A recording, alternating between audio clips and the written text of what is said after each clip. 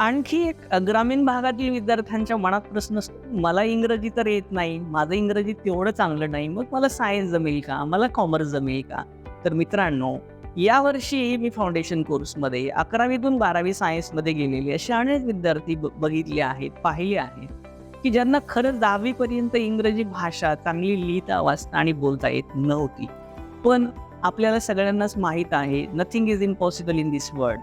जर आपण ठरवलं तर अशक्य या जगात काही नाही. आपण आजही तयारी केली तर 2-3 महिन्याचा, 6 महिन्याचा आपल्याला अधिक वेळ द्यावा लागेल. पण या व्हिडिओमधनं आपल्याला मी एक क्लिअर मेसेज देतो, की विज्ञानाची जी भाषा आहे इंग्रजी, ते शिकणं आपण आता प्रायोरिटीवर घेणं गरजेचं आहे. कारण मला जर इंग्रजी समजली तर फिजिक्स समजणार आहे. मला इंग्रजी समजलं तर केमिस्ट्री समजणार आहे. इंग्रजी समजलं तर बायो समजणार आहे, मॅथ्स समजणार आहे.